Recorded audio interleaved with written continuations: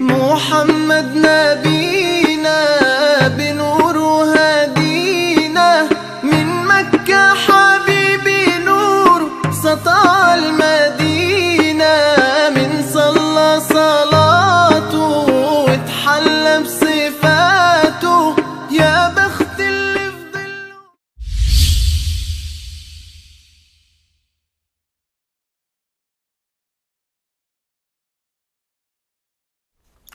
اعوذ باللہ من الشیطان الرجیم بسم اللہ الرحمن الرحیم. السلام علیکم ناظرین، میں ولی موسوی پروگرام طب اہل بیت علیہ السلام کے ساتھ آپ کی خدمت میں حاضر ہوں. اور ناظرین، جیسے کہ آپ کے علم میں ہے کہ یہ طب اہل بیت کے اوپر ہمارے پروگرامز ہو رہے ہیں، اس میں ہماری اسکرین کے اوپر ای میلز جو ہے وہ ای میل ایڈریس آویزہ کیا جاتا ہے، جس کے اوپر بہت سارے لوگ رابطہ کرتے ہیں. اور ہم پروگرام کو جب شروع کرتے ہیں تو جو سوالات آئے ہوئے ہوتے ہیں پہلے ان کے جوابات دیتے ہیں، پھر اس کے بعد اپنے موضوع پہ جاتے ہیں. ویسے آج کا ہمارا موضوع عقل اور ڈپریشن رہے گا کہ عقل کا ڈپریشن کے ساتھ کیا ربط ہے، اس کے اوپر بحث کی جائے گی اور اس پہ جو ہے وہ اس کو کھولا جائے گا کہ کس طرح سے عقل کو قوی کر کے ڈپریشن کا خاتمہ کیا جا سکتا ہے. تو شروع کریں گے اور سب سے پہلے جو ای میلز آئی ہیں ان کے جوابات پہ جائیں گے.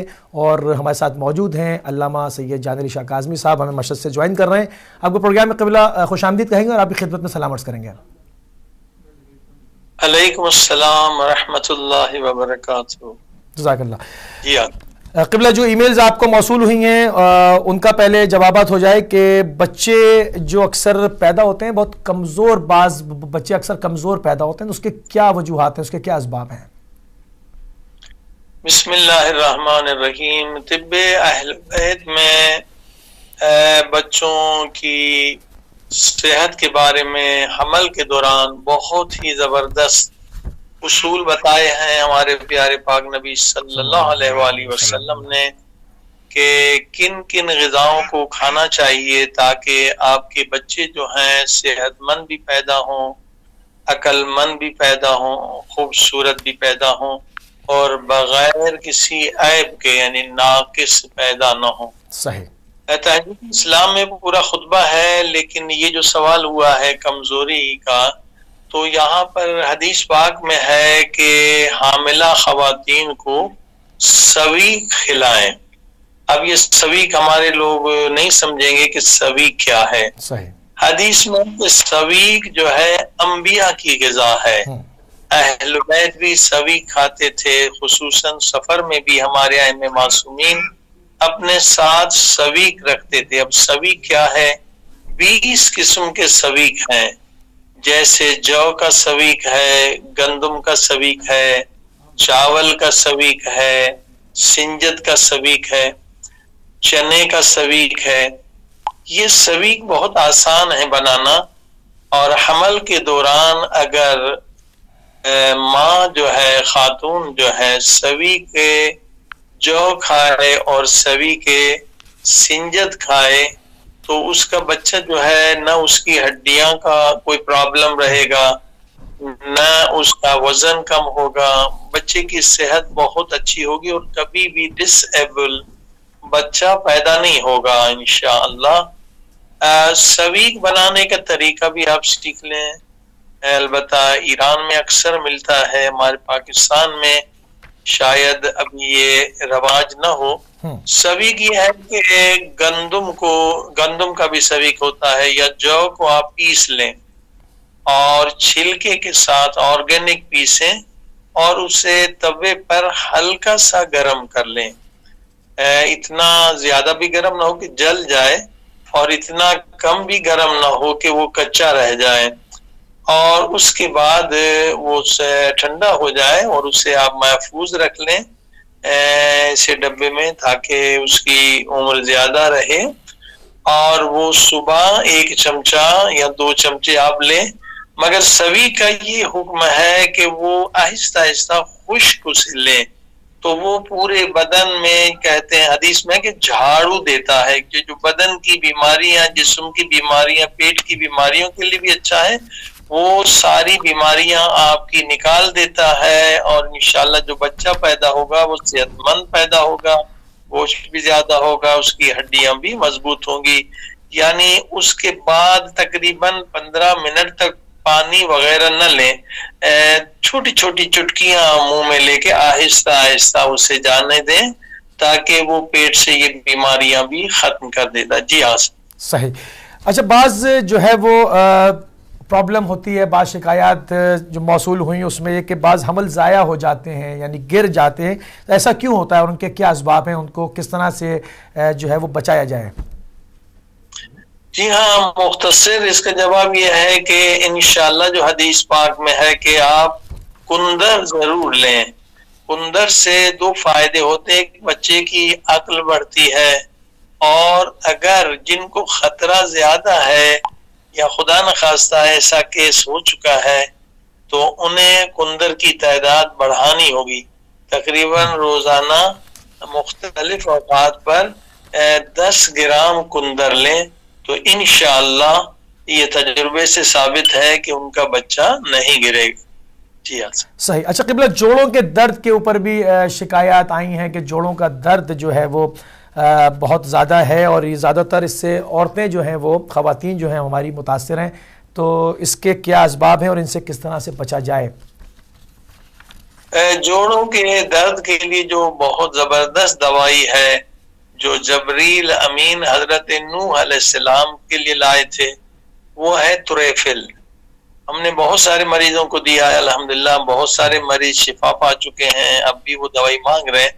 اور دوائی ایسی ہے کہ اس کا کوئی سائیڈ ایفیکٹ نہیں ہے بلکہ سائیڈ بینیفٹس ہیں کہ اور بھی بہت ساری چیزیں بدن کی ٹھیک ہو جاتی ہیں. تریفل یہ نسخہ جبریل لائے ہیں حضرت نوح علیہ السلام کے لیے. ظاہراً حضرت نوح علیہ السلام نے شکایت کی ریزش کی، ریزش بھی ان کی ٹھیک ہو گئی، مگر اس کے یہ جوڑوں کے درد کے لیے، کمر کے درد کے لیے بہترین چیز ہے. اور دوسری چیز جو آپ کے ہاں اویلیبل ہے انگلینڈ میں، خصوصاً یورپ میں سبھی جگہ، وہ ہمس ہے. ہمس ہمارے پاکستان انڈیا میں کم کھایا جاتا ہے، بنانا بھی لوگوں کو نہیں آتا، مگر یورپ امریکہ میں ہر جگہ پر ہمس اویلیبل ہے. اس کے لیے بھی امام علی رضا علیہ السلام کی روایت ہے کہ ہمس سے کمر مضبوط ہوتی ہے. ہمس وہی چنا ہے، مگر چنے کو خاص طریقے سے ابال کے پکایا جاتا ہے، اس کا پیسٹ بنایا جاتا ہے، اور اس میں جو ہے تہنیہ عرب لوگ کہتے ہیں کیونکہ شام لبنان میں اس کا استعمال بہت ہوتا ہے، یعنی سیسمین سیڈ کی پیسٹ یا تل کی پیسٹ کرتے ہیں اس میں، اور اولیو آئل ڈالتے ہیں اور گارلک اور جنجر اور یہ چیزیں ملا کے. آپ کی اکثر بڑی دکانوں پہ ہمس اویلیبل ہے. تو کمر کے درد کے لیے بھی اچھا ہے اور جوڑوں کے درد کے لیے بھی اچھا ہے. سنجد پاؤڈر جو ہے ایران میں عام ملتا ہے، یہ ایک پھل ہے، اس سے بھی جوڑوں کے درد کو بہت فائدہ ہوتا ہے. جی ہاں سر. اچھا، ایک اور سوال اس کو بھی ہم شامل کر لیتے ہیں، اس کے بعد اپنی بحث کے اوپر جائیں گے، عقل اور ڈپریشن کی، کہ کڈنی بہت کمزور ہے، کام نہیں کرتی اور اس کا کوئی نیچرل علاج چاہیے، ساتھ میں بلڈ پریشر بھی. اور اس کے جو جوابات قبلہ کی طرف سے دیے جا رہے ہیں، ہم اپنی ناظرین کی خدمت میں بار بار اس چیز کو عرض کرتے رہتے ہیں کہ اپنے جی پی کے ساتھ آپ رابطے میں رہیں گے، ان کے ساتھ مشورے سے جو ہے وہ تمام چیزوں پہ عمل کریں گے. جی قبلہ، کڈنی کے بارے میں کیا کہیں گے کہ اس میں ڈپریشن، اپنا بلڈ پریشر بھی ہائی ہے اور کڈنی صحیح سے کام نہیں کرتی، کمزور ہے؟ دیکھیے، بلڈ پریشر کو کم کرنے کا بہت ہی سمپل سادہ علاج ہے.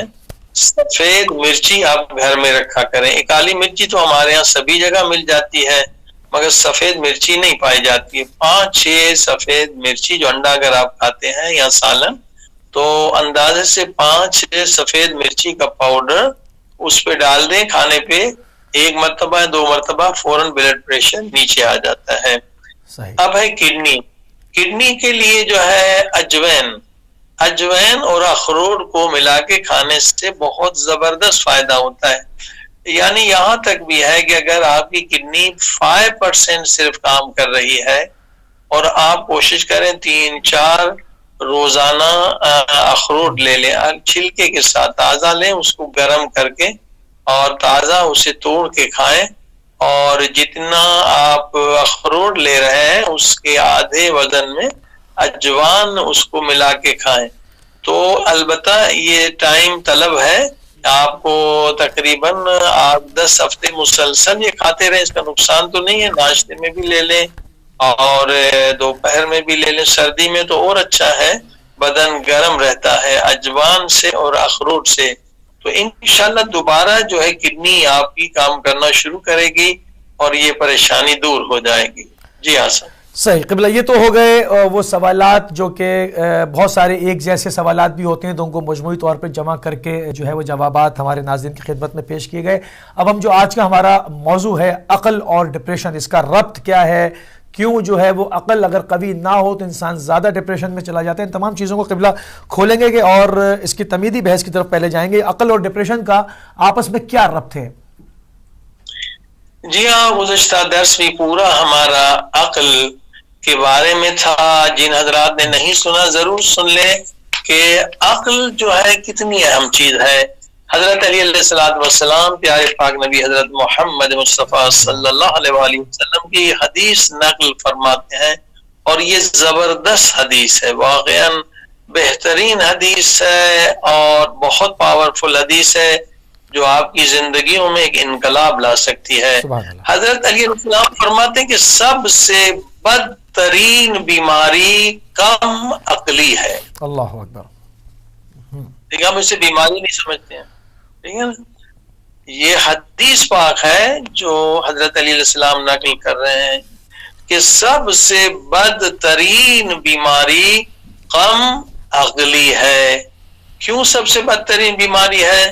حضرت علی علیہ السلام فرماتے ہیں اس لیے یہ سب سے بدترین بیماری ہے، یہ کینسر سے بھی واقعاً بدترین بیماری ہے، کیونکہ اس سے انسان کی دنیا بھی برباد ہوتی ہے اور انسان کی آخرت بھی برباد ہوتی ہے۔ توجہ فرما۔ اب آپ دیکھیے کہ عقل کی کتنی اہمیت ہے۔ ہم کینسر کا نام سن کے گھبرا جاتے ہیں، یا ایم ایس ڈیزیز کا، یا دیگر بیماری جن کا علاج نہیں ہے، لیکن حضرت علی علیہ السلام فرماتے ہیں کہ کائنات میں سب سے بدترین بیماری کم عقلی ہے، کم عقلی ہے۔ لہذا ہر انسان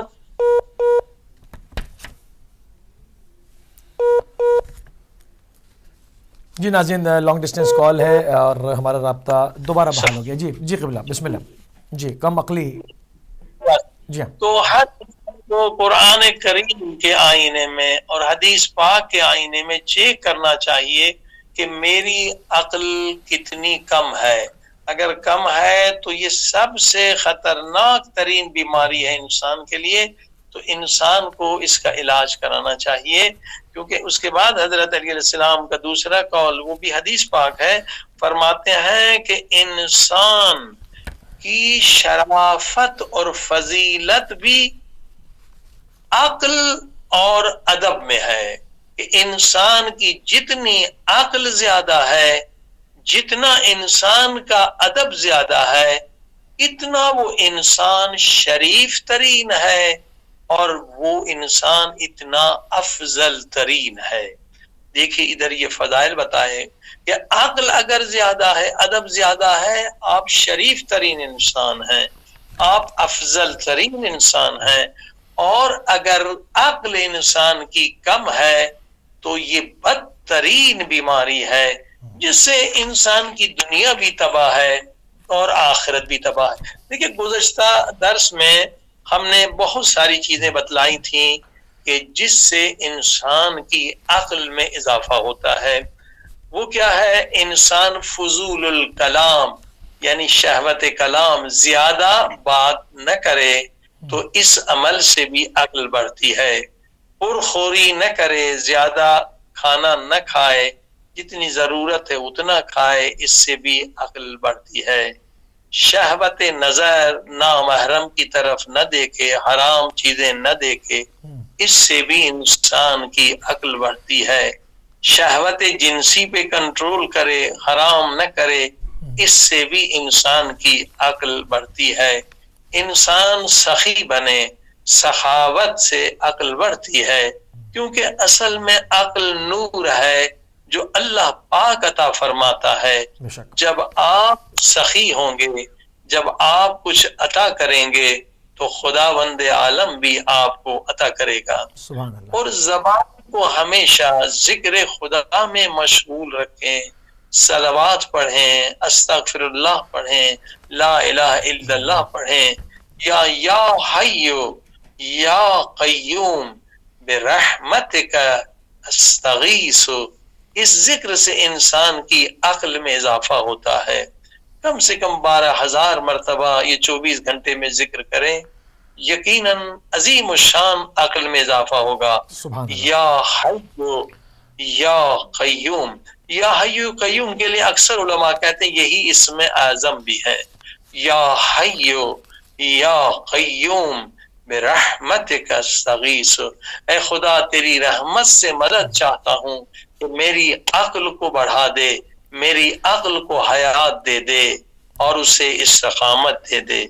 और उसके बाद अदब, जिस कदर वालिदैन का अदब करेंगे, असातिज़ा का अदब करेंगे, बुजुर्गों का अदब करेंगे, और इससे बढ़कर जितना खुदा का अदब करेंगे, खुद को खुदा की दरबार में समझेंगे, बाअदब रहेंगे, आपकी अक्ल में इजाफा होगा।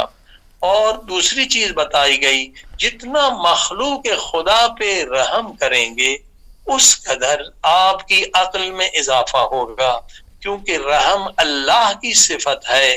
जब अल्लाह की सिफत के आप मजहर बनेंगे तो यकीनन खुदा लुत्फ व करम करेगा और आपकी अक्ल को बढ़ाएगा। अब अक्ल को ज़ईफ करने वाली चीजें भी बताई गई थी कि अक्ल को ज़ईफ चीजें कौन सी करती हैं, तो बताया गया तमाम शहवात जो है, शहवात नफसानी, शहवात शिकम, शहवत कलाम, ये शहवत नजर, ये इंसान की अक्ल को ज़ईफ करती हैं। और यहाँ पर आज एक नई बहस बतला रहे हैं जो बहुत अहम है कि हर इंसान पहले चेक तो करे कि मेरी अक्ल कहाँ पर खड़ी है, क्या मैं वाकई अक्लमंद हूँ या पूरी जिंदगी हम गफलत में गुजार दें और हम समझ रहे हैं कि हम अक्लमंद हैं मगर हमारी अक्ल ज़ईफ हो। देखिए अक्सर इंसानों की अक्ल जो है वो वहम के ताबे है। वो बेचारे समझते हैं कि हम आकिल हैं मगर वो आकिल नहीं होते, क्योंकि जिस इंसान की अक्ल वहम के ताबे है वो इंसान अभी अक्लमंद नहीं बना। आइए हम आज एक टेस्ट, सभी जो सुन रहे नाजरीन आप सब अपना टेस्ट कर लें कि आप वहम के ताबे हैं या आप अकल के ताबे हैं। सुभान अल्लाह। इस टेस्ट में 2 मिनट में अभी पता चल जाएगा। एक इलाही लेबोरेटरी है, हदीस की लेबोरेटरी है, कुरानी लेबोरेटरी है। आइए इसमें हम सब देखें कि हम कहाँ खड़े हैं। हम वहम के ताबे जिंदगी गुजार रहे हैं या अक्ल के ताबे जिंदगी गुजार रहे हैं। ये जबरदस्त टेस्ट है। ये तमाम टेस्ट जो आप ब्लड का कराते हैं, कोलेस्ट्रॉल का कराते हैं, उस सबसे पावरफुल टेस्ट है, बगैर पैसों के। अभी आपको पता चल जाएगा कि आप वहम के ताबे हैं, आप अक्ल के ताबे हैं। अगर आप वहम के ताबे हैं तो यकीनन आपके लिए खतरात हैं, आपके लिए तबाहियां हैं, आपके लिए बर्बादियां हैं और आपके लिए परेशानियां हैं, आपके लिए डिप्रेशन है। लेकिन अगर आप अक्ल के ताबे हैं तो आपके लिए खुशियां हैं, आपके लिए नेमतें हैं, आपके लिए कामयाबियां हैं। आइए तैयार हो जाते हैं टेस्ट के लिए। टेस्ट कैसा है, आप सिर्फ ये बताएं मुझे कि अगर एक पूरी रात एक कमरे में आपको जिंदा इंसान के साथ नहीं, एक मुर्दा मैयत के साथ गुजारना पड़े तो आप डरेंगे या नहीं डरेंगे? यही टेस्ट है। आप सोच लें, एक मैयत है, वो आपके रिश्तेदार भी नहीं, कोई आपके वालिद भी नहीं है, अजनबी मैयत है और वो वहां पर है। हालात ऐसे हुए हैं कि आप सफर में हैं या कहीं पर हैं और सब लोग चले गए हैं।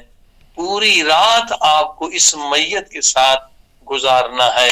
अब बताइए आप सो सकेंगे या नहीं सो सकेंगे? आप डरेंगे या नहीं डरेंगे?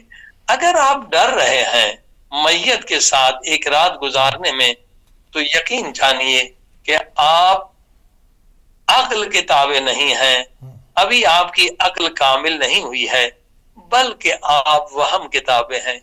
दुनिया में सबसे बेजरर तरीन وجود میت کا ہے، میت بیچاری محتاج ہوتی ہے آپ کی، وہ کوئی ضرر آپ کو دینے والی نہیں ہے، لیکن آپ اس سے ڈر کیوں رہے ہیں؟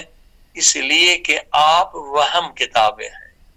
اگر آپ عقل کے تابع ہوتے تو میت سے کبھی آپ نہ ڈرتے۔ میت سے ڈرنا دلیل ہے کہ آپ عقل کی بات نہیں مان رہے ہیں، آپ وہم کی بات مان رہے ہیں۔ اسی لیے ہم خطا کرتے ہیں، غلط فیصلے کرتے ہیں، کیونکہ ہم عقل کی بات نہیں مانتے۔ اگر عقل کی بات مان لیں تو عقل کیا کہے گی؟ یہ بیچارہ بے ضرر ہے، یہ بیچارہ خود محتاج دعا ہے، محتاج آپ کی قرآن پڑھنے کا ہے، یہ بیچارہ میت اٹھ کے تم پہ حملہ نہیں کرے گا۔ مگر ڈرنے کا سبب یہ ہے کہ ہم نے عقل کی پرورش نہیں کی ہے، ہم نے عقل کو طاقتور نہیں بنایا، ہمیشہ ہم نے وہم کو طاقتور بنایا ہے، ہم نے وہم کی غذا وہم کو دی ہے مگر عقل کی غذا نہیں دی ہے۔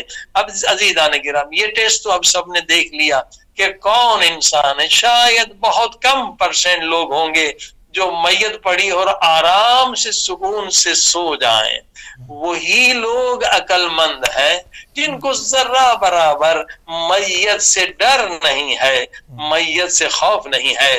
لیکن جن کی عقل ضعیف ہو ان کو تو ہارٹ فیل بھی ہو سکتا ہے، وہ مر بھی سکتے ہیں، پاگل بھی ہو سکتے ہیں، کئی بیماریوں میں مبتلا ہو سکتے ہیں کیونکہ ان کی عقل ضعیف ہے۔ اب آپ نے دیکھا کہ اگر عقل ہماری ضعیف ہے تو یہ عقل ہمارے لیے موت کا ہارٹ اٹیک بھی ہو سکتا ہے، خوف سے کہ بھئی میت اٹھنا پڑے، جبکہ میت بیچاری بے ضرر ہے۔ اب آپ نے دیکھا کہ عقل جب ہم پر حکمرانی نہیں کرتا اور وہم کی حکومت ہوتی ہے تو اکثر ہماری دوستیاں، اکثر ہماری دشمنیاں بھی وہم کے تابع ہوتی ہیں۔ اسی لیے ہم زندگی میں برباد ہوتے ہیں۔ کتنے ہمارے تعلقات جو ہیں عقل کے تابع نہیں ہوتے، ہمارے رشتے، ہماری شادیاں وہ بھی وہم کے تابع ہوتے ہیں۔ لوگ سمجھتے ہیں کہ امیر ترین لڑکی سے شادی کر رہا ہوں، میں دولت مند بن جاؤں گا۔ اسی طرح سے دوسرے والے بھی سوچتے ہیں کہ یہ بہت وزیر کا بیٹا، یہ سب وہم کے تابع ہوتی ہیں چیزیں۔ سنیے عزیزان گرامی، کیوں لڑائیاں ہوتی ہیں، کیوں فتنے ہوتے ہیں، کیوں طلاقیں ہوتی ہیں؟ کیونکہ ہمارے تعلقات بھی وہم کے تابع ہیں۔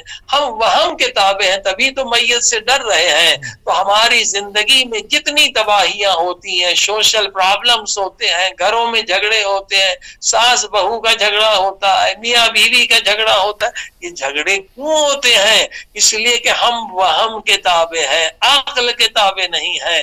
اگر ہم معاملات جو کریں، رشتے جو کریں، اور اگر کسی سے دوستی بھی اگر ہم کریں تو ہم لالچ میں نہ کریں۔ لالچ یہ وہم کے تابع ہے، یہ وزیر ہے، یہ پیسے والا، یہ مشہور، اگر اس کی وجہ سے آپ تعلقات بنا رہے ہیں تو یہ وہم کے تابع ہے۔ عقل کے تابع کون سے تعلقات ہیں جو کبھی نہیں ٹوٹتے؟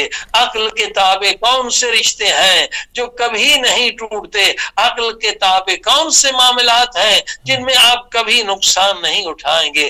عقل کے تابع وہ رشتے ہیں، وہ معاملات ہیں، وہ دوستیاں ہیں، وہ تعلقات ہیں جب اگر دوست بنائیں تو اللہ کی وجہ سے بنائیں، اللہ کی رضا کی وجہ سے بنائیں، اور اسی طرح سے اگر دشمنیاں بھی کریں تو اللہ کی وجہ سے۔ تو یہ رشتے عقل کے تابع ہوتے ہیں۔ لہذا جب انسان عقل کے تابع رہتا ہے تو کبھی غلط فیصلے نہیں کرتا، اس کے فیصلے ہمیشہ درست ہوتے ہیں۔ جی ہاں صحیح۔ تو قبلہ کس طرح سے عقل کو انسان قوی کرے، اتنا قوی کرے کہ اور اس کو یقیناً تاکہ زندگی کے فیصلے اس کے درست ہو سکیں؟ یقیناً یہ تو آپ نے ایک فارمولہ جو ہے وہ ذکر کیا احادیث کی روشنی میں، اور یقیناً اس سے معلوم کیا جا سکتا ہے کہ انسان کی عقل کامل ہے یا نہیں ہے، وہ وہم کے تابع ہے یا وہم کے تابع نہیں ہے۔ مگر اب جب انسان کو پتہ چل گیا کہ اس کی عقل جو ہے وہ کمزور ہے، وہ وہم کے تابع ہے، وہ سوء ظن رکھتا ہے، حسن ظن نہیں رکھ پاتا، کس طرح سے عقل کو قوی کیا جائے اور کس طرح سے عقل کے قوی ہونے سے ڈپریشن کو ختم کیا جائے بغیر دوا کے؟ جی ہاں ماشاءاللہ، بہت عمدہ. دیکھیے اسی لیے پہلا چیپٹر جو ہے طب اہل بیت میں وہ ہے عقل کو قوی بنانا. یہ کسی طب میں آپ کو نہیں ملے گا، نہ ایلوپیتھی میں، نہ ہومیوپیتھی میں، نہ چائنیز میڈیسن میں، نہ انڈین میڈیسن میں، نہ طب یونانی میں. مگر اسلامی طب میں جو طب اہل بیت ہے، طب انبیاء ہے، علم وحی پروردگار ہے، اس کا پہلا چیپٹر یہ ہے کہ انسانوں کی عقل قوی کر دیں تو 90% بیماریاں ختم ہو جائیں گی. یہ ساری بیماریاں جو ہیں وہ عقل کی کمی کی وجہ سے ہے. تو مولا علی علیہ السلام نے فرمایا بدترین بیماری کیا ہے؟ کم عقلی ہے، جس سے انسان کی دنیا بھی برباد ہے، اس کی آخرت بھی برباد ہے. جیسے پچھلے درس میں کچھ چیزیں ہم نے بتلائی تھی، جس سے عقل کمزور ہوتی ہے اس سے انسان فوراً ترک کرے. خود حدیث پاک بھی ہے جو حضرت علی علیہ السلام سے نقل ہے کہ جو چیز انسان کے عقل کے لیے نقصان ہے فوراً اسے ترک کر دے، فوراً، 1 منٹ بھی دیر نہ کرے. یا وہ کام، وہ عمل جس سے عقل کو ترقی نہیں مل رہی ہے، عقل طاقتور نہیں ہو رہا ہے، وہ بھی بیکار عمل ہے، اسے بھی چھوڑ دیں. یعنی اعمال وہ بجا لائیں جس سے آپ کی عقل کو طاقت ملے. اب سنیے حدیث پاک جو ہے، جیسے پہلی حدیث پہلے درس میں سنائی گئی کہ العجب یفسد العقل. یہ عجب، اپنے عبادتوں پہ ناز کرنا، اپنے علم پہ ناز کرنا، یہ عقل کو نابود کرنے والی چیز ہے. آج جو حدیث بتلا رہے ہیں وہ بھی بہت امپورٹنٹ ہے. وہ نبی پاک صلی اللہ علیہ وسلم کی حدیث حضرت علی علیہ السلام کی زبان مبارک سے فرمایا حب الدنیا، دنیا کی محبت بھی یہی کام کرتی ہے. کیا؟ عقل آپ کی نابود ہو جاتی ہے، عقل آپ کی ضعیف ہو جاتی ہے. اب آپ دیکھیں جو ٹینشن، اسٹریس یا ڈپریشن ہے، اس کے 2 سبب ہیں، میجر 2 سبب ہیں. یعنی دنیاوی نقصان اگر آپ کا ہوگا، 1 کروڑ کا نقصان ہو گیا، تو جس کے دل میں دنیا کی محبت ہے یقیناً وہ ڈپریشن میں چلا جائے گا آٹومیٹک. بلکہ وہ دل کا مریض بھی ہو سکتا ہے، ہارٹ اٹیک بھی ہو سکتا ہے، جس کا شوگر کا جہاز ڈوب جائے یا کروڑوں کا نقصان ہو جائے. تو حب دنیا کی وجہ سے انسان ڈپریشن میں ہوتا ہے، بزنس ختم ہو گیا، نوکری ختم ہو گئی، یہ سب حب دنیا. تو اللہ کے نبی فرما رہے ہیں، مولا علی بتلا رہے ہیں کہ حب دنیا میں اگر تم گرفتار ہو جاؤ گے تمہاری عقل ضعیف ہو جائے گی، اور جہاں عقل ضعیف ہو گئی فوراً تم ڈپریشن میں چلے جاؤ گے، فوراً بیمارستان میں، اسپتال میں چلے جاؤ گے. اب کیا حکم ہے؟ حکم یہ ہے کہ حب دنیا کو آنے نہ دو. فرمایا مومن وہ ہے کہ اگر اسے مالی نقصان پہنچتا ہے تو وہ ذرہ برابر غم نہیں کھاتا، ذرہ برابر ٹینشن نہیں لیتا، کیونکہ مال فانی ہے، فانی ہے. آپ قبر میں نہیں لے جائیں گے، خالی ہاتھ جائیں گے. فانی چیز کے نقصان پر اگر آپ ٹینشن لے رہے ہیں، آپ اپنے عقل کا خون کر رہے ہیں. عقل کون ہے؟ عقل وہ سرمایہ ہے جس سے دنیا آخرت کو آباد کر سکتے ہیں. مال فانی سے کبھی بھی آپ غمگین نہ ہو جائے، بلکہ اس سے بھی پاورفل دنیا، پاورفل حدیث ہے جسے امام جعفر صادق علیہ السلام فرماتے ہیں، اور حدیث بہت نورانی. فرمائے دنیا میں ایسے عقل مند ترین لوگ بھی موجود ہیں، البتہ ان کی تعداد کم ہے، مگر ایسے پاک ترین مومن بھی موجود ہیں.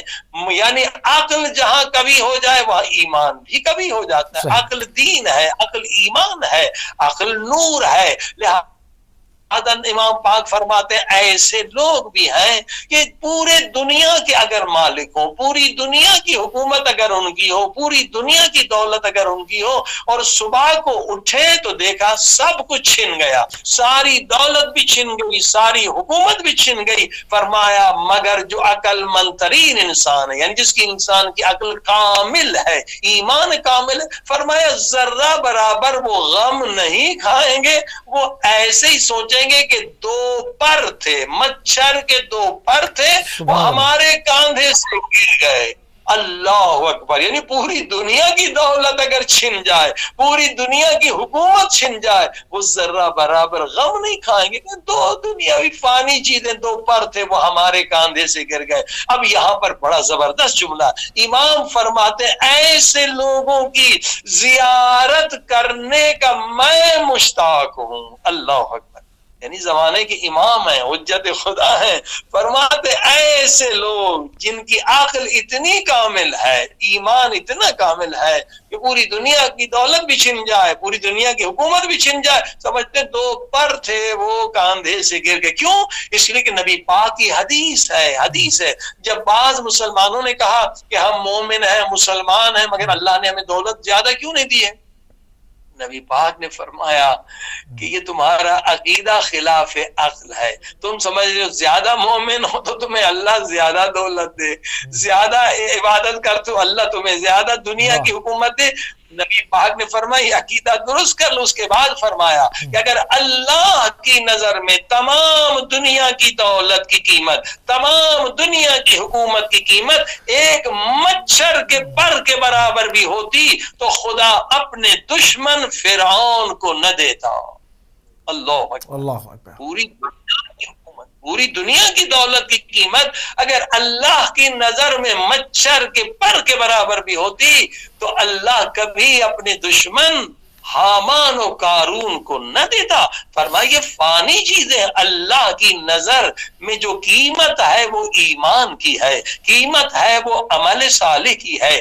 یہ لافانی چیزیں ہیں، قیمت جو ہے وہ ایمان کی ہے، قیمت جو ہے وہ صبر کی ہے، قیمت جو ہے نماز تہجد کی ہے، قیمت جو ہے اللہ سے وفاداری کی ہے، قیمت جو اللہ کی راہ میں قربانی، ان اعمال قربانی کتنی تھی، ان اعمال کی قدر و قیمت ہے.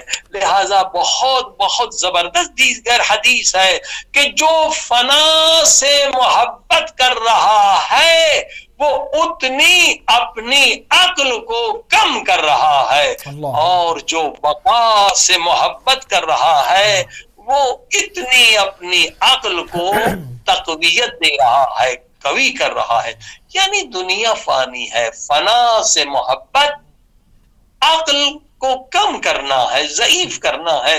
ایک زبردست جملہ ہے، یہاں آیت اللہ نراقی بزرگ عالم گزرے ہیں، فرماتے ہیں خلاف عقل ہے کہ میں ان چیزوں سے محبت کروں جن کے بارے میں مجھے یقین ہے یہ مجھ سے جدا بھی ہونے والی ہیں اور یہ مجھ سے بے وفائی بھی کرنے والی ہیں. اللہ اکبر. کتنا پیارا جملہ ہے. خلاف عقل ہے میں ان چیزوں سے محبت کروں جہاں یقین ہے کہ یہ مجھ سے جدا بھی ہونے والی ہیں اور مجھ سے بے وفائی بھی کرنے والی ہے. دولت انسان سے جدا ہونے والی چیز ہے، قبر میں جانے والی نہیں ہے. بڑے بڑے گھر آپ سے جدا ہونے والے ہیں. اگر گھر جل جائے تو آپ افسوس کرتے ہیں، اگر نماز فوت ہو جائے تو آپ افسوس نہیں کرتے. یہ کم عقلی کی دلیل ہے. اگر $1,000,000 ضائع ہونے پر ہمیں غم ہو رہا ہے مگر نماز فجر قضا ہونے پہ ہمیں غم نہیں ہو رہا تو ہم عاقل نہیں ہے، ہم کم عقل ترین چیز ہے. کم عقل لوگ ہیں کہ وہ چیز جو قبر میں کام آنے والی ہے، وہ چیز جو لافانی ہے، وہ جو قبر و برزخ میں ہماری مددگار ہے، اس کے ضائع ہونے کا غم نہیں ہے. مگر $1,000,000 اگر چلا جائے تو ہمیں ٹینشن ہو جاتا ہے، اسٹریس ہو جاتا ہے، ڈپریشن ہو جاتا ہے. تو فرمایا یہ عقل کے خلاف ہے. اب دیکھیں ڈپریشن کا ایک سبب مال دنیا ہے یا مقام ہے، حکومت ہے، وزارت چھن گئی، صدارت چھن گئی، ڈپریشن میں چلے گئے. اور دوسرا بڑا سبب جو ہے وہ ہے محبوب اگر بے وفائی کر لے. بس کسی سے آپ کرتے ہیں، محبت کرتے ہیں، اگر بیوی بے وفائی کر لے ظاہر لوگ ڈپریشن میں چلے جاتے ہیں. یا اولاد دشمن ہو جائے، اولاد ڈپریشن میں جانے کا سبب اولاد اگر خود خلاف ہو جائے والد کے، اللہ اکبر، ایسے واقعات میں یقیناً والدین ڈپریشن میں چلے جائیں گے. یا جن دوستوں کے لیے ہم جان دینے کے لیے تیار ہیں وہ بے وفا ہو جائے، انسان ڈپریشن میں چلا جاتا ہے. ڈپریشن کے دو ہی بڑے سبب ہیں، مال دنیا کا نقصان یا جن سے شدید محبت آپ کر رہے ہیں وہ اگر آپ سے بے وفائی کر لیں. اکثر لوگ جو ڈپریشن میں جاتے ہیں یہی سبب ہوتا ہے، جو ان کی محبوبہ ہوتے ہیں یا محبوب ہوتے ہیں وہ بے وفائی کرتے ہیں، وہ خیانت کرتے ہیں. اب یہاں پر بھی عزیزان گرامی سبب یہ ہے زیادہ محبت کسی سے آپ کرتے ہیں. کیوں کرتے ہیں؟ وہم کی وجہ سے. یہاں بھی ہمارے رشتے وہم کے تابع، یا وہ زیادہ حسین ہے تو ہم ظاہری حسن دیکھتے ہیں مگر باطنی حسن نہیں دیکھتے.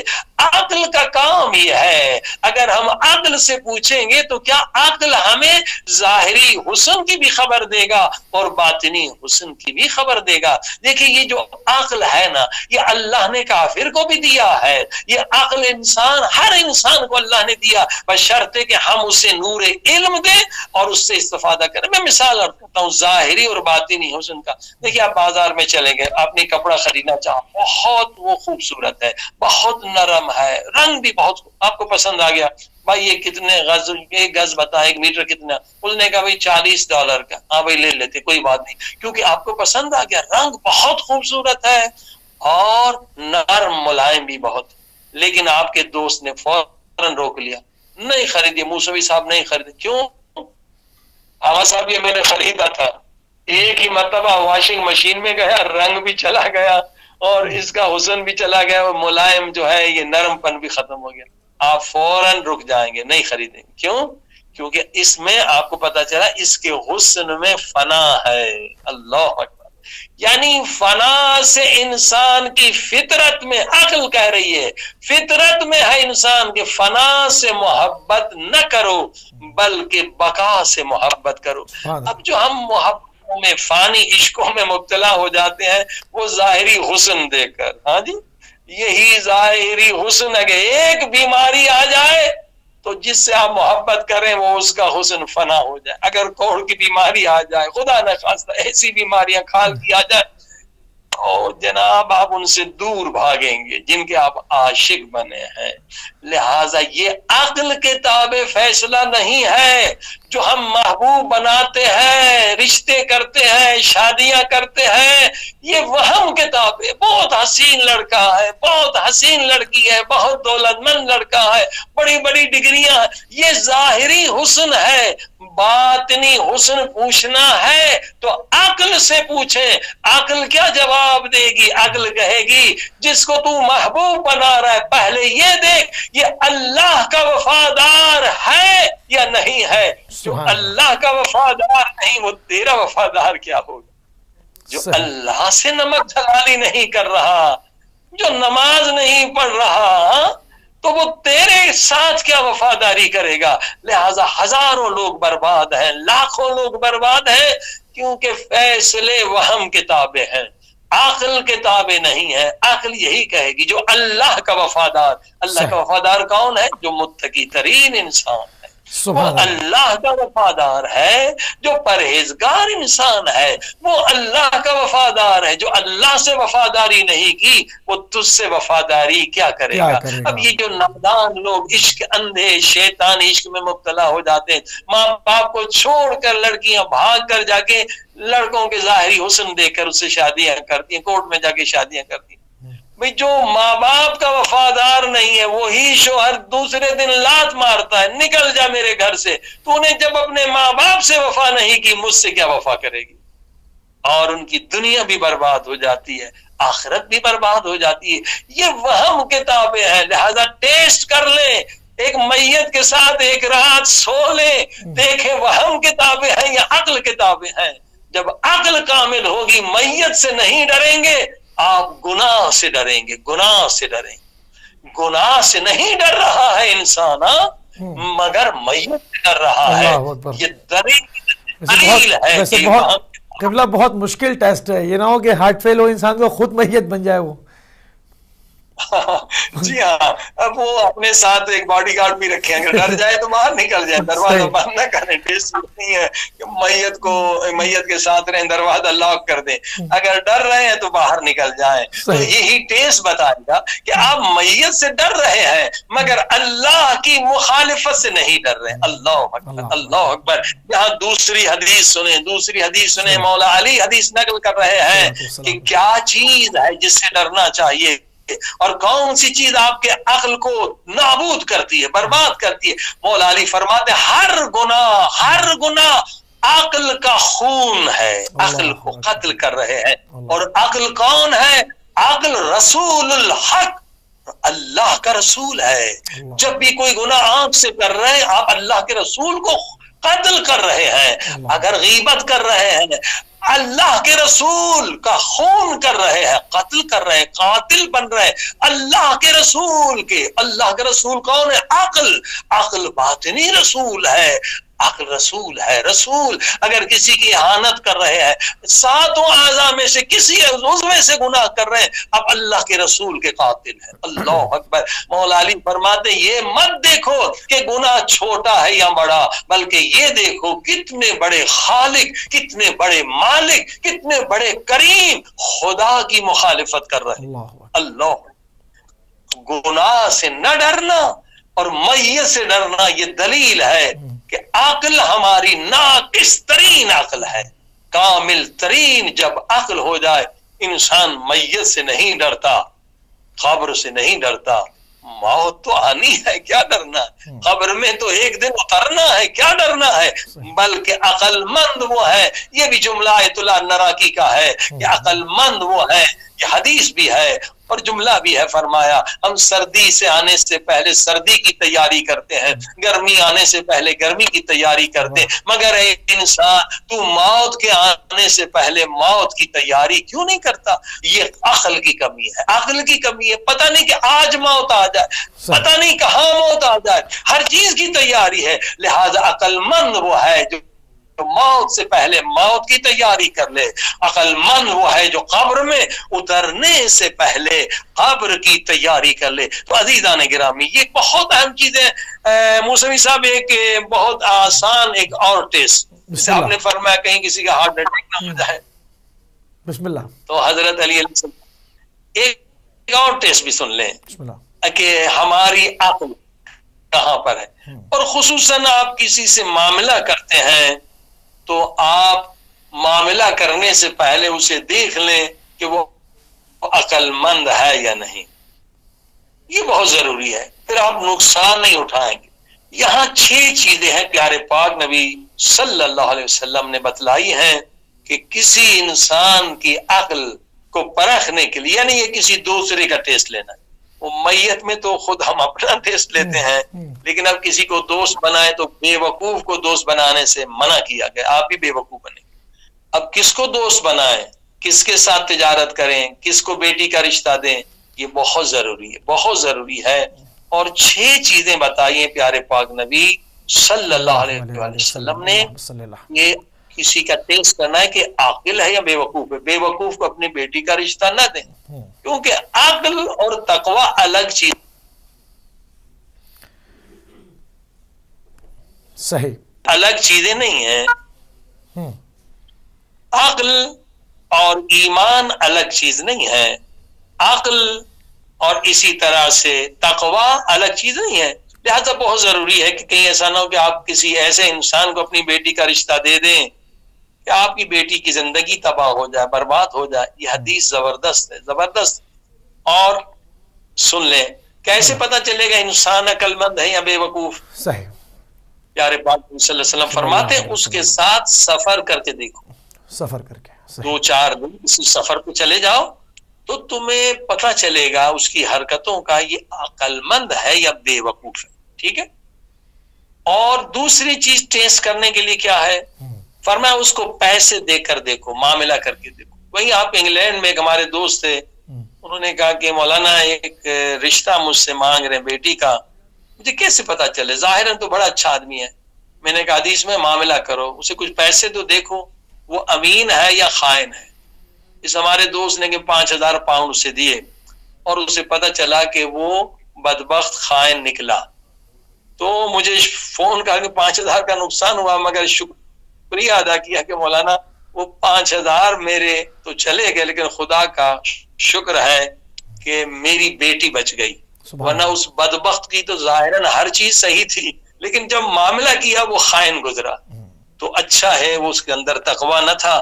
آپ نے جو فارمولہ بتایا اس سے 2 مہینے میں مجھے پتہ چل گیا کہ وہ انسان خائن ہے. فرمایا پیسہ دیکھو، پیسہ دے کر پتہ چلے گا کہ یہ عقل مند ہے یا بے وقوف. عقل مند کبھی خیانت نہیں کرتا. عقل تقوی ایک چیز ہے. اور فرمایا تیسری چیز جس سے عقل مند اور بے وقوف کا پتہ چلتا ہے، دیکھو جب اس کے پاس پیسہ آتا ہے تو کیا کرتا ہے؟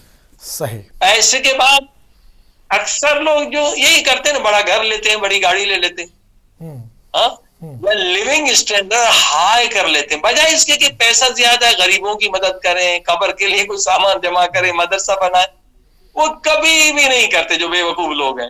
ابھی جناب پہلے کماتے تھے مثلا $50,000، اب کما رہے 1 لاکھ تو بڑا گھر لے لیا، پھر کمانے کے 2 لاکھ تو بڑی گاڑی. تو نتیجہ یہ کہ وہ سارا مال فنا میں لگا دیا، شوبازی میں لگا دیا، حالانکہ اللہ نے انہیں توفیق دی تھی، امین قرار دیا تھا.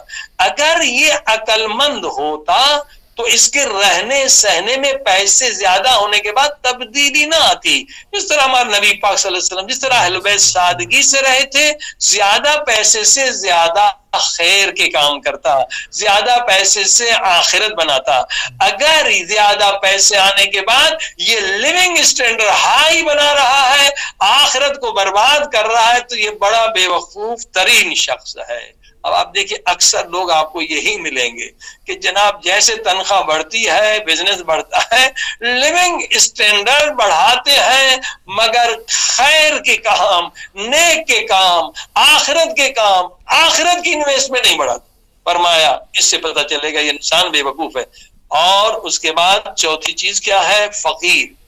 دیکھو فقر میں کیا کرتا ہے، جو فقیر ہو جائے، ایک مطلب امیر تھا فقیر ہو جائے، جاب لیس ہو جائے، اب آپ دیکھیے کیا کرتا. فرمایا جو عقل مند ہے وہ صبر اور قناعت کرتا ہے، فقر میں بھی کسی کے سامنے ہاتھ نہیں پھیلاتا.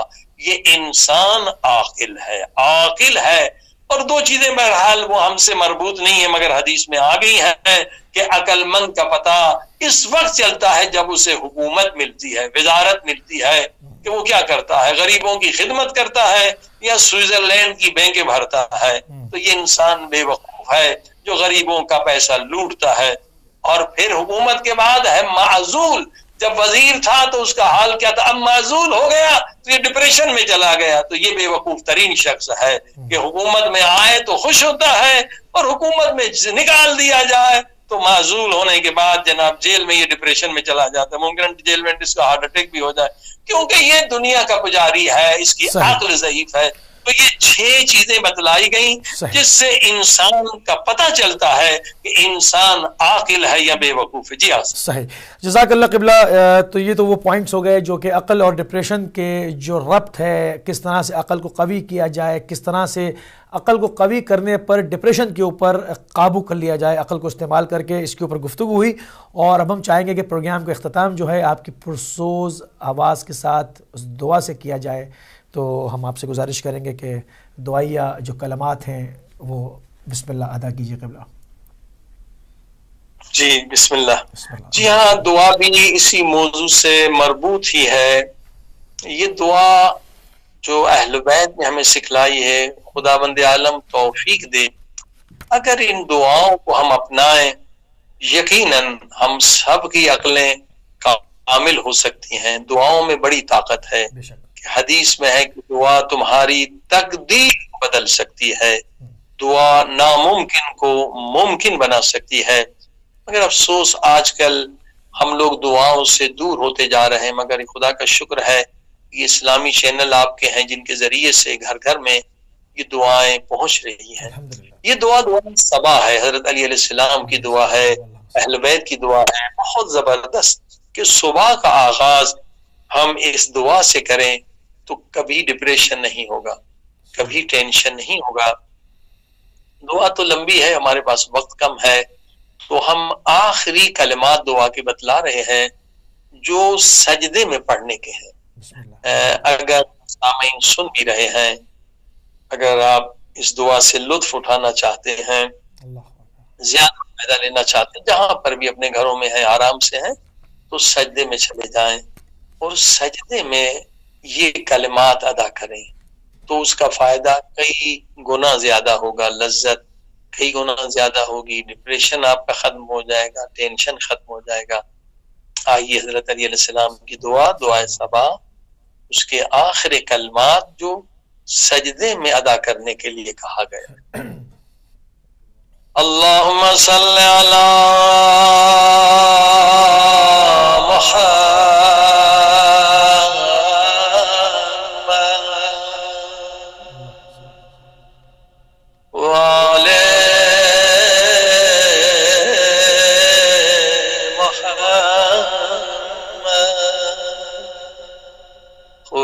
فرجه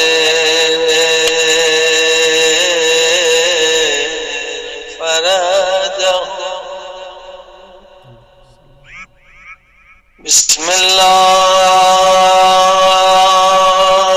الرحمن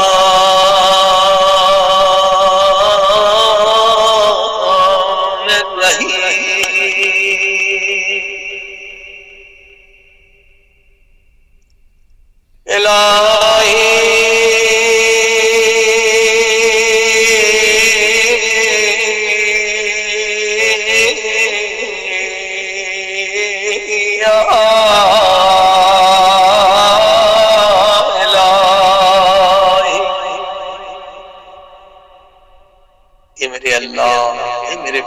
اللہ، ماں باپ سے زیادہ بندوں سے محبت کرنے والے میرے اللہ،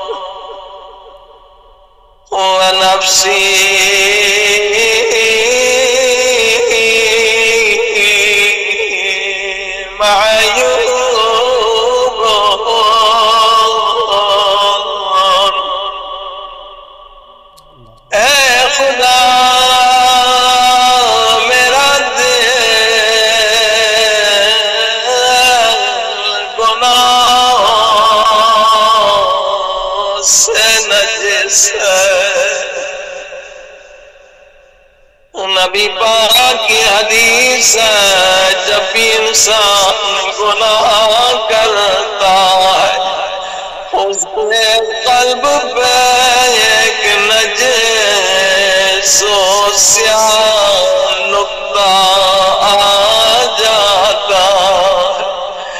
جتنی بار وہ گناہ کرتا چلا جاتا ہے اس کے دل کی نجاست بڑھتی چلی جاتی ہے۔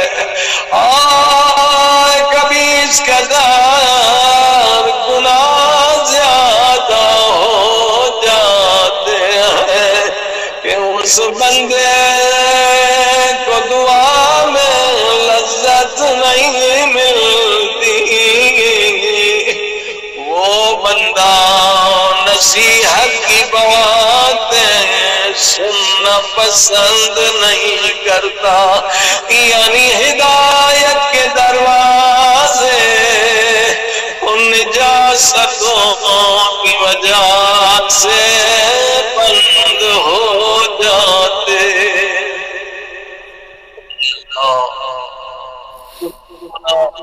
کہ اپنے قلب کو نجس کر دیا، اے خدا اس نجاستوں کو اس دعا کے صدقے میں پاک کر۔ نفسی معیوب،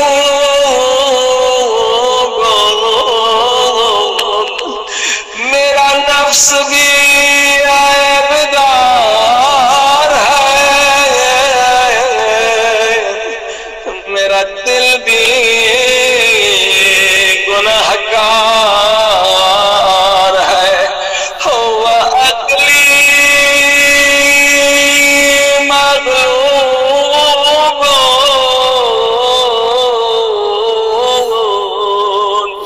ہوا ہوائی غالب۔ اے خدا میری عقل بھی مغلوب ہے، ہوا و حواس میری عقل پر غالب ہے۔ اے خدا میری عقل کو قوی کر دے، اے خدا میری عقل کو عقل فعال بنا دے، کبھی ہوا و حواس کبھی شہوات میری عقل پہ غالب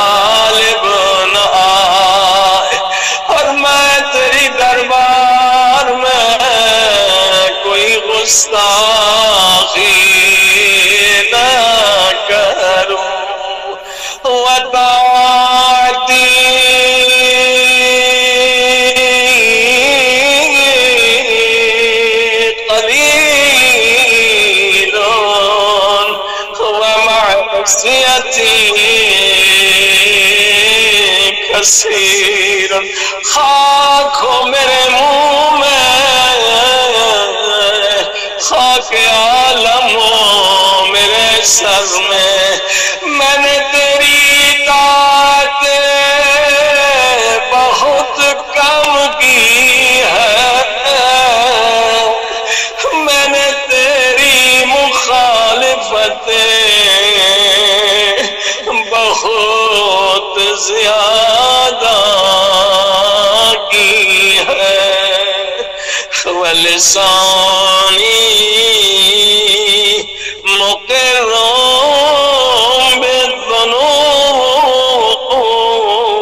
بالذنوب میری بدبختی یہ ہے میری زبان ابھی گناہگار ہے میری زبان بھی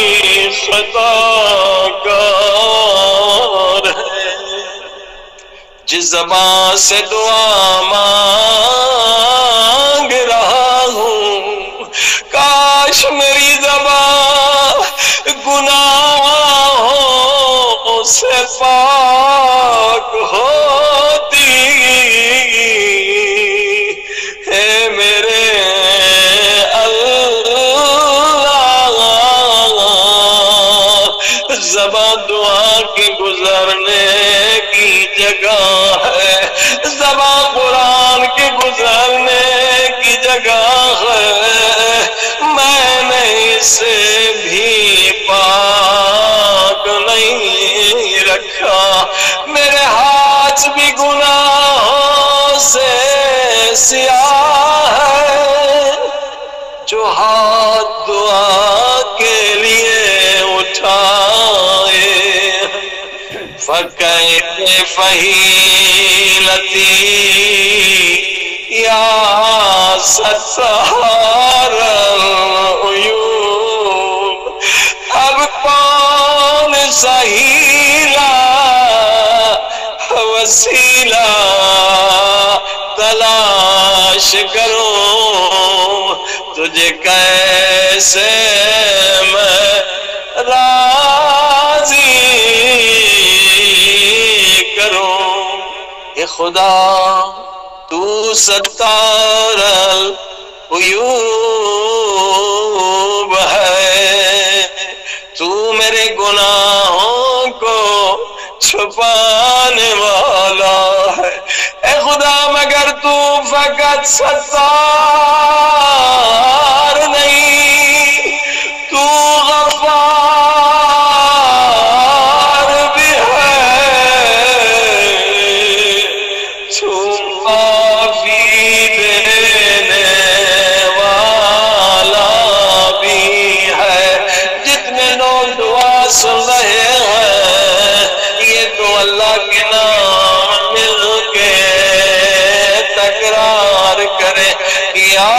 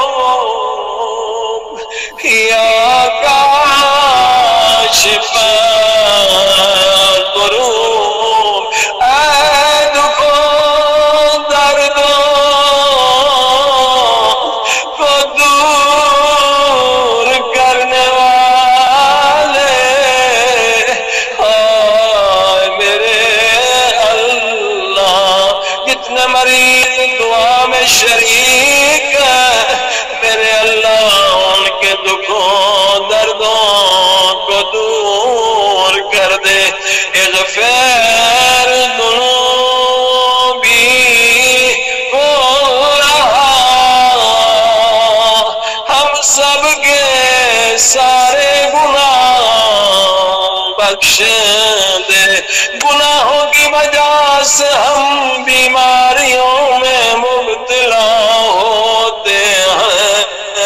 ہم کوئی نبی یا امام نہیں کہ خدا بیمار کر کے ہم سے امتحان لے. اغفر ذنوبی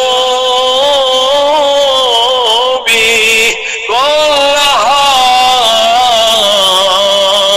ہمارے سارے گناہ بخش دے. بے حرمت محمد و آل محمد، محمد و آل محمد کے صدقے میں اے خدا تو نے خود فرمایا ہے قرآن کریم میں وَابْتَغُوا إِلَيْهِ الْوَسِيلَةَ. اے دعا مانگنے والے جب بھی دعا مانگ وسیلے کے ذریعے سے دعا مانگ. اے خدا تجھے اہل بیت کا واسطہ، اے خدا تجھے تمام انبیاء اولیاء کا واسطہ، اے خدا تجھے تمام شہداء کا واسطہ، خصوصاً کرب و بلا کے شہیدوں کا واسطہ. اے خدا تجھے واسطہ دے رہا ہوں اس لحظے کا. میرا ایمان ہے تو یہ واسطہ کبھی رد نہیں کرے گا. سارے مریضوں کی فریاد سنے گا. کیا واسطہ جب کربلا میں 4 برس کی بچی نے، اور سمجھ گئے ہوں گے یہ کون بچی ہے. جب 4 برس کی معصومہ یتیم حسین بچی نے اپنے ہونٹوں کو بابا کی کٹی ہوئی گردن پہ رکھ دیا. کربلا میں زلزلہ آنے لگا جب سکینہ نے اپنے ہونٹوں کو بابا کی کٹی ہوئی گردن پہ رکھ دیا. اور لوگ فرمایا ہوگا بابا ہو میرے مظلوم بابا، ہو میرے پیاسے بابا، ہو میرے پردیسی بابا. بابا یہ گردن کی رگیں کس نے کاٹی ہے؟ کاش میری گردن کی رگیں کٹ جاتی، میرے بابا بچ جاتے. اے خدا سکینہ کی یتیمی کے صدقے میں آج ہم سب کی دعائیں قبول کر لے. آخری کلمات سب مل کے ادا کریں. یا غفارو یا غفارو یا غفار یا غفارو یا غفارو یا غفار برحمتک या अरहमर राहिमीन। अल्लाहुम्मा सल्लि अला मुहम्मद व आलि मुहम्मद व अज्जिल फरज। अल्लाहुम्मा सल्लि अला मुहम्मदिन व आलि मुहम्मद व अज्जिल फरजहुम। जज़ाकल्लाह क़िबला, बहुत मशकूर हैं, बहुत ममनून हैं कि आपने अपना कीमती टाइम हिदायत टीवी को दिया। नाज़रीन, आप समाअत फरमा रहे थे अल्लामा सैयद जान अली शाह काज़मी साहब को मशहद मुक़द्दस ईरान से। आपने जो है वो आज अक़ल और डिप्रेशन में क्या रब्त है इसके ऊपर गुफ्तगू की, और जो सवाल ईमेल्स के ज़रिए से उन तक पहुँचे थे उनके जवाबात इरसाल फरमाए। और हम बार बार ये कहेंगे कि जो भी आपको यहाँ से नुस्खे बताए गए हैं वो अपने जीपी के साथ आप राब्ते में रहेंगे इंशाअल्लाह, और उसके बाद उनकी हिदायत के साथ इसके ऊपर अमल करेंगे। हमारा गुफ्तगू का सिलसिला जारी व सारी रहेगा। आज हमारे प्रोग्राम का वक्त यहीं तक था, ख़त्म हो गया। कल एक और मौजू के साथ आपकी खिदमत में हाजिर होंगे। जब तक इजाज़त दीजिए। अस्सलामु अलैकुम व रहमतुल्लाहि व बरकातुहू।